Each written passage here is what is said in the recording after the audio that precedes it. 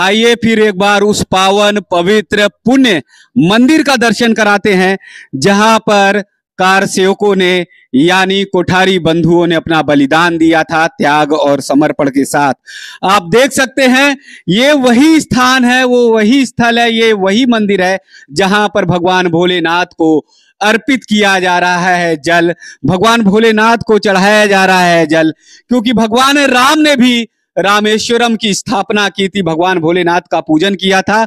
और आज ये मंदिर पावन पुनीत जहां पर कोठारी बंधुओं का बलिदान हुआ था, जहां पर कोठारी बंधुओं ने अपना सब कुछ न्यौछावर कर दिया था राम मंदिर के लिए, भव्य रामलला विराजमान हुए उनके त्याग और समर्पण से। तो देश भर के कोने कोने से वो कहानियां कथाएं आज उभर कर निकल कर बाहर फिर आ रही हैं और ऐसी एक कहानी जुड़ी हुई है जोधपुर से। लीला शर्मा जी हमारे साथ में हैं जो बताएंगी जोधपुर से इस मंदिर का, यानी अयोध्या में जहां पर कोठारी बंधु बलिदान हुए थे, अपना पूरा जीवन न्यौछावर कर दिया था दोनों सगे भाइयों ने। जोधपुर से क्या कनेक्ट है, क्या वो रिश्ता है, उस सब के बारे में लीला शर्मा जी बताएंगी। आप बहुत बहुत वंदन, बहुत बहुत स्वागत, इसलिए कि उस क्षण में उस पल में आए हैं जब हमारे रामलला विराजमान हो गए हैं। आज ये हम सबके लिए बड़े ही सौभाग्य की बात है कि प्रभु श्री राम का यहाँ पर प्राण प्रतिष्ठा हुई है। जब मैं 2008 में यहाँ आई थी तब मैंने देखा था कि प्रभु टेंट में बैठे हैं और उनको रहने के लिए स्थान नहीं है और पुलिस वाले हमें एक सेकंड भी दर्शन नहीं करने दे रहे और हमें धक्के मार के वहां से निकाल रहे थे। तब मैं अपनी माता के साथ आई थी और मैंने कहा, मम्मी मेरा यहाँ बिल्कुल मन नहीं लग रहा है, मुझे यहाँ से जाना है। जहाँ पे प्रभु राम का ही रहने का स्थान नहीं है वहां मेरा रहना, मैं नहीं रह सकती। अब तो मैं जब ही यहाँ आऊंगी जब यहाँ पे कभी राम जी का मंदिर बनेगा। जैसे ही प्रभु श्री राम का मंदिर बना और मेरे मन में एक इतना उत्साह जगा और मैं दुर्गा वाहिनी, भारतीय जनता पार्टी व राष्ट्रीय स्वयंसेवक के सभी लोगों को धन्यवाद करती हूँ कि आस्था स्पेशल ट्रेन मोदी जी ने और योगी जी ने मिलकर के लगाई और हम सबको यहाँ आने का सौभाग्य। पहली ट्रेन भेजी है वो जोधपुर महानगर से भेजी और मुझे आज इतना सौभाग्यशाली लग रही हूँ कि मैं वाकई मैंने उस समय कोई मन से दुआ की और आज मेरी भगवान ने वो मेरी मनोकामना पूरी कर दी है।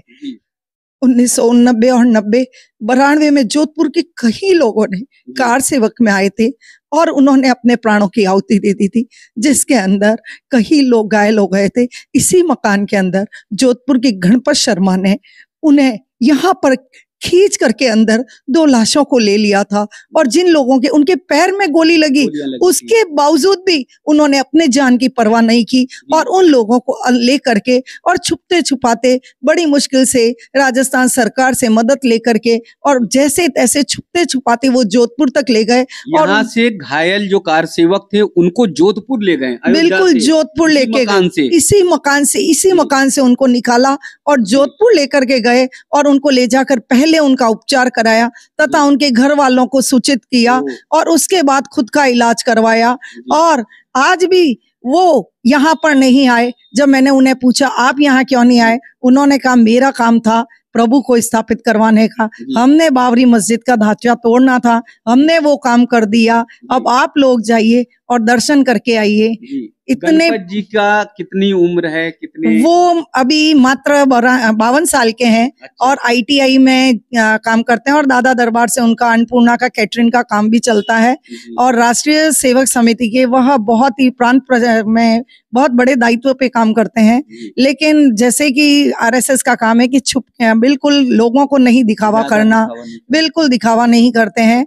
और जिस मकान में अभी मैं ये खड़ी हूँ कृष्ण चंद्राचार्य जी के, इनके मकान के अंदर उनकी बॉडी को इन्होंने ही जोधपुर पहुंचाया था।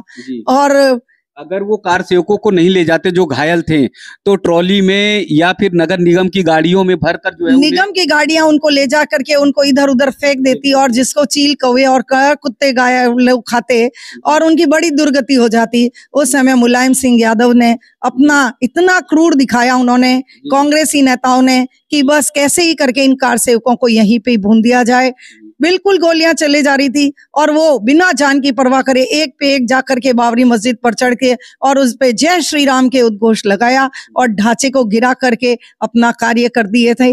और आज उन सभी के त्याग और बलिदान को भगवान ने सुना और आज हमारे रामलला की प्राण प्रतिष्ठा हुई। उन सब का त्याग आज पूर्ण हुआ है। आज सबके लिए बड़े सौभाग्य की बात है। हमारे सनातन धर्म, हमारे हिंदू संस्कृति के लिए अयोध्या ही नहीं, पूरा भारत अयोध्या में हो गया है। जहां देखे जय श्री राम, जय श्री राम, जय श्री राम के नारे लग रहे हैं। वाकई ही हम बहुत ही सौभाग्यशाली हैं कि हमने भारत जैसे वर्ष में हिंदू सनातन संस्कृति में जन्म लिया है।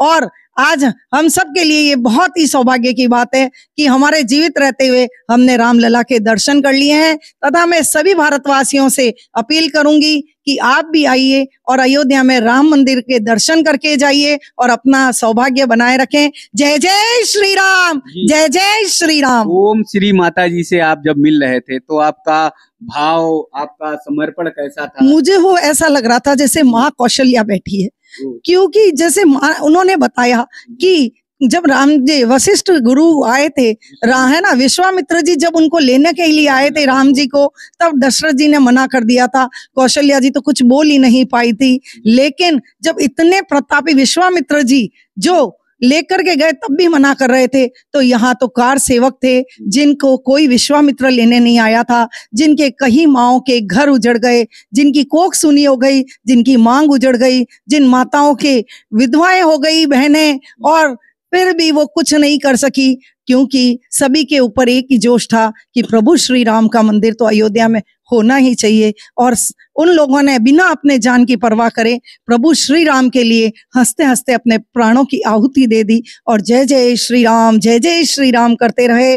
इसी तरह हमें भी आज के युग में प्रभु के प्रति उतने ही विश्वास रखना चाहिए, क्योंकि प्रभु के बिना कुछ भी नहीं है। हम सभी जो हैं परमात्मा का ही प्रसाद है और हमें परमात्मा का हमेशा स्मरण करते रहना चाहिए तथा सभी को दर्शन के लिए जरूर आना चाहिए। मैं तो ये कहूँ कि ये तो पहली झांकी है, काशी मथुरा बाकी है। मोदी जी से यही अपील करूंगी कि जल्द से जल्द हमारे काशी में ज्ञानवापी की जगह पे भी हमारे महादेव जी का मंदिर बने और हमारे मथुरा के अंदर प्रभु श्री कृष्ण का भी मंदिर बने, ताकि कोई भी हिंदुओं की आस्था एक बार वापस जागे और आज की युवा पीढ़ी को पता चले कि सनातन धर्म क्या होता है। कोई भी अपना धर्म परिवर्तन नहीं करेगा, क्योंकि जब मरना ही है तो हिंदू होके मरने में गर्व है, जो और कोई जाति में नहीं है। जय जय श्री राम, जय जय श्री राम, जय जय श्री राम। ये जोधपुर की माटी की धमक है, ये जोधपुर की माटी की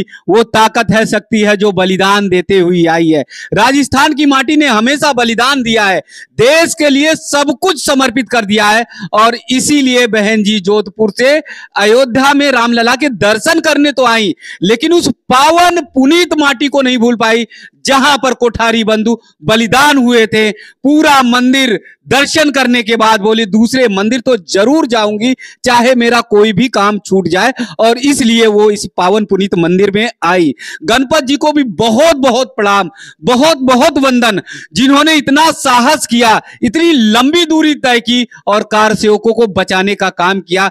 एक भी कार सेवक को अगर आपने बचाया है तो आपने ईश्वर का काम किया है, आपने भगवान का काम किया है, आपने राम का काम किया है। जोधपुर से अयोध्या नगरी का जो रिश्ता है वो हमेशा ऐसे अछूड़ रहेगा। अयोध्या अगर बलिदान की धरती हुई, भक्ति और त्याग की धरती हुई, तो साहस और शौर्य की भी धरती जोधपुर है। बहुत बहुत वंदन, बहुत बहुत प्रणाम जोधपुर की भी माटी को। मैं जोधपुर से मिलने आई हूँ और गणपत जी ने भेजा और बोला कि एक बार मिल के आना हुआ वाकई जी से, और आपके पिताजी का बहुत बड़ा योगदान रहा है। तो मेरे पति जी का, हाँ, पिताजी का भी था उनचास में, अभी गैंटी लेकर मैं वहाँ पे भी जाके आई अभी। आपके पैतृक वाला स्थान है ना जहाँ पे, तो उन्होंने बताया कि आप लोगों का फोन आ गया था, नहीं तो मैं अभी बोला इंटरव्यू भी है दीदी का।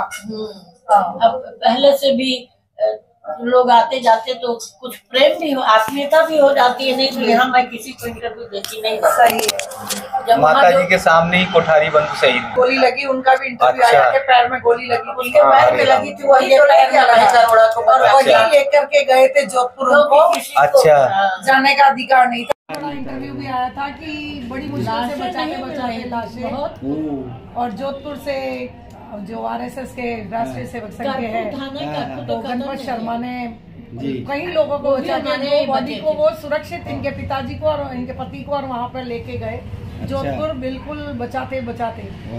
तो इसलिए मेरे को बोला कि एक बार प्लीज आज जाकर के उनसे मिलिएगा। बहुत बड़ा काम किया। अरे वो तो एकदम तीर्थ है, आप समझ। बिल्कुल तीर्थ है, अयोध्या ये धाम हो गया है। कई लोगों का बलिदान आज काम आया। निकाल के पेपर हमारे पास सब है। स्वतंत्र भारत ने लिखा कि तीर्थ स्थल बन गया भारतीय भवन। उस समय की फोटो है।